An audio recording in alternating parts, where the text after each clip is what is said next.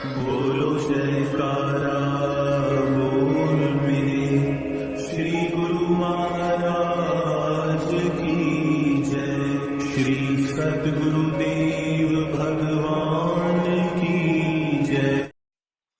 गुरुमुखो, काकभूषणी जी कहते हैं, अयोध्या में अकाल पड़ने पर मैंने अयोध्या को छोड़ दिया।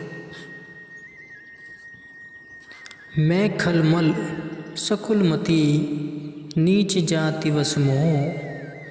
द्विज हरिजन देखत जरो करहु विष्णु कर द्रोह। हे गरुण जी, अयोध्या में अकाल पड़ने पर मैं अपनी सारी संपत्ति खो चुका था। दरिद्रती अर्थात कंगाल, दीन मलिन और दुखी होकर उज्जैन को गया। कुछ दिन बाद वहाँ रहने पर मैंने थोड़ी सी संपत्ति पाई, जिससे मेरा निर्वाह कुछ खुले हाथों चलने लगा। उज्जैन में रहते हुए मैं नित्य प्रति शिव जी के मंदिर में जाकर शिव जी की पूजा करने लगा। वहाँ पर मुझे एक महान उत्तम ब्राह्मण अर्थात ब्रह्म के जानने वाले तत्ववेता महापुरुष के दर्शन हुए। वे महापुरुष परम साधु और परमार्थ के ज्ञाता थे। उन्होंने मुझे शिव जी का मंत्र दिया अर्थात शिव नेत्र या तीसरा तिल, जिसे ज्ञान नेत्र भी कहते हैं, उसे खोलने की दीक्षा दी और उसके अभ्यास की युक्ति बतलाई। मैं उस अभ्यास को तो करने लगा, परंतु गुरु का सेवन सच्चाई से नहीं बल्कि कपट से करता था। किंतु मेरे गुरु अति दयालु और नीति के स्थान थे। वे मुझको बाहर से नम्र देखकर पुत्र की न्याय पढ़ाते और बड़ा प्रेम करते थे। हे गरुड़ जी, मैं गुरु के बताए हुए मंत्र को शिव मंदिर में बैठकर जपता, किंतु हृदय में बड़ा पाखंड और अहंकार रखता था। मेरी ऐसी मलिन मति थी कि एक तो दुष्ट स्वभाव और दूसरे पापयुक्त बुद्धि वाला। नीच जाति मोह के वशीभूत होकर ब्राह्मण और हरि भक्ति को देखकर जलता था। मैं शिव जी महाराज का तो भक्त बना हुआ था, उनका तो मनन करता था, परंतु विष्णु भगवान का द्रोह और खंडन करता था। हे गरुड़ जी, मेरे इस प्रकार के दुखित आचरण को देखकर गुरु नित्य ही मुझे समझाते थे, परंतु मेरी बुद्धि इतनी मलिन थी कि उनके शुभ उपदेश को सुनकर मुझे क्रोध उत्पन्न होता था। जैसे पाखंडी मनुष्य को नीति नहीं भाती, मेरे मन की अवधि भी ऐसे ही थी। एक बार गुरु महाराज ने मुझे अपने पास बुलाकर बहुत प्रकार से नीति समझाई और कहा, हे पुत्र, शिव जी की उपासना करने का यह फल है कि श्री भगवान के चरणों में अचल भक्ति हो। तुम नहीं जानते कि श्री राम जी को तो शिव और ब्रह्मा भी भजते हैं। साधारण मनुष्य की तो बात ही क्या है, जिसके चरणों में शिव जी और ब्रह्मा जी भी प्रेम करते हों। हे अभागे, उनसे द्रोह करके तू सुख चाहता है।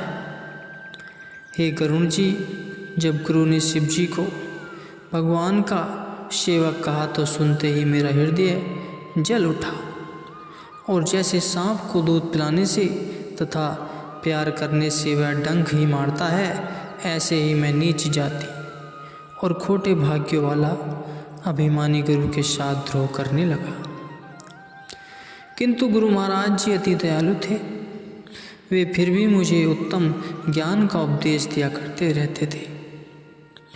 हे गरुड़ जी, जैसे नीच पुरुषों का स्वभाव है कि वे जिससे बड़ाई पाते हैं पहले उसी का नाश करने की सोचते हैं।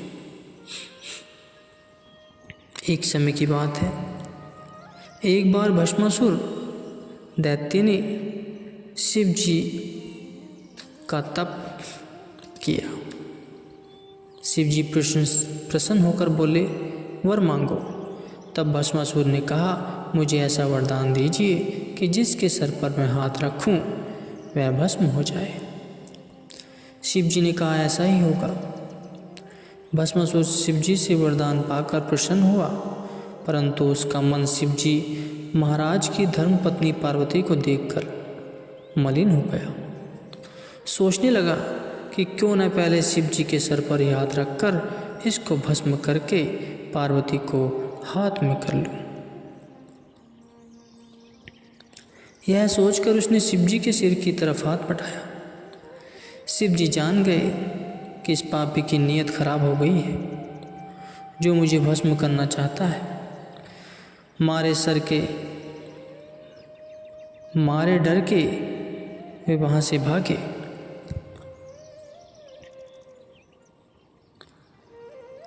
आगे आगे शिव जी और पीछे पीछे भस्मासुर। न जाने शिव जी महाराज उस दुष्ट से बचने के लिए कहाँ कहाँ गए, परंतु कहीं से सहायता न मिली।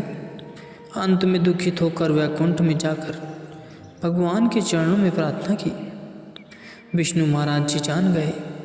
उन्होंने अपनी माया को इशारा किया। तब माया ने मोहिनी रूप धारण किया और भस्मासुर के निकट जा खड़े हुए। भस्मासुर ने जब मोहिनी के रूप को देखा तो उस पर मोहित हो गए, क्योंकि वह तो सचमुच मन को हर लेने वाली मोहिनी माया थी।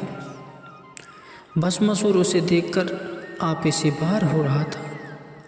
मन में सोचने लगा कि यदि यह लड़की मुझे मिल जाए तो मेरे बराबर संसार में दूसरा कोई और नहीं होगा। यह सोचकर उसने अपने विचार मोहिनी के आगे रखे। मोहिनी ने हंसते हुए उत्तर दिया, मैं नृत्य किया करती हूँ।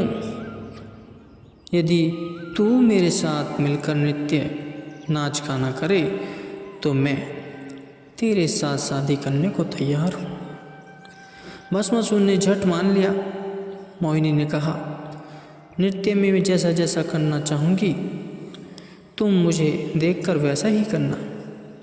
भस्मासुर बोला, बहुत अच्छी बात है।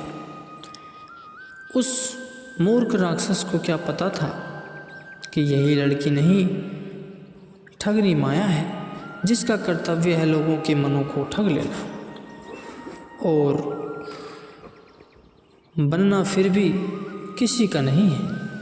दोनों का नाच आरंभ हो गया। जैसे जैसे मोहिनी अपने शरीर को तथा हाथ और पैरों को हिलाती, ऊंचा नीचा करती, टेढ़ा मेढ़ा करती, भस्मासुर भी उसे देखकर वैसे ही करता था। नाच करते करते एक बार मोहिनी ने अपना हाथ अपने सिर पर रखा।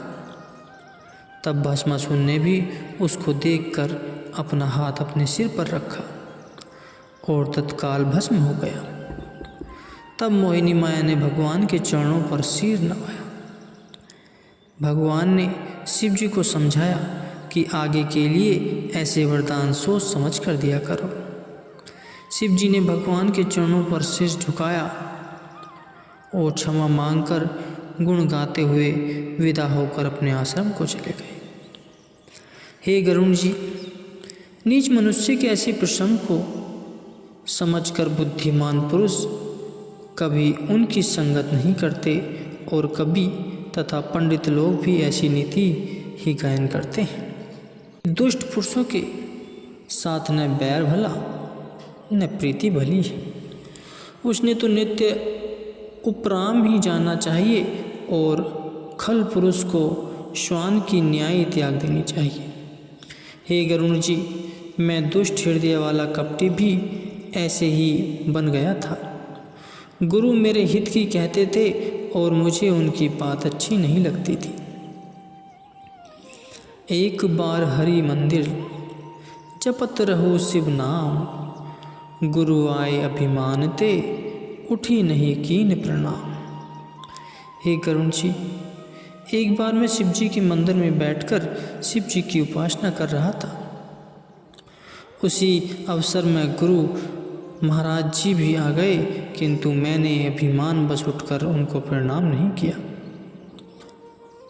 विचार यह था कि इस समय तो मैं शिव जी के मंदिर में बैठकर शिव जी का तप करता हूँ, इस समय गुरु को प्रणाम करने की क्या आवश्यकता है। गुरु महाराज जी तो बड़े दयालु थे। उन्होंने तो कुछ न कुछ कहा, कुछ नहीं कहा और न ही उनके हृदय में क्रोध आया। परंतु हे गुरु जी, गुरु का निरादर करना तो महाघोर पाप है। उसको शिव जी महाराज सहन न कर सके। क्रोध से भरी हुई मंदिर से आकाशवाणी उतरी।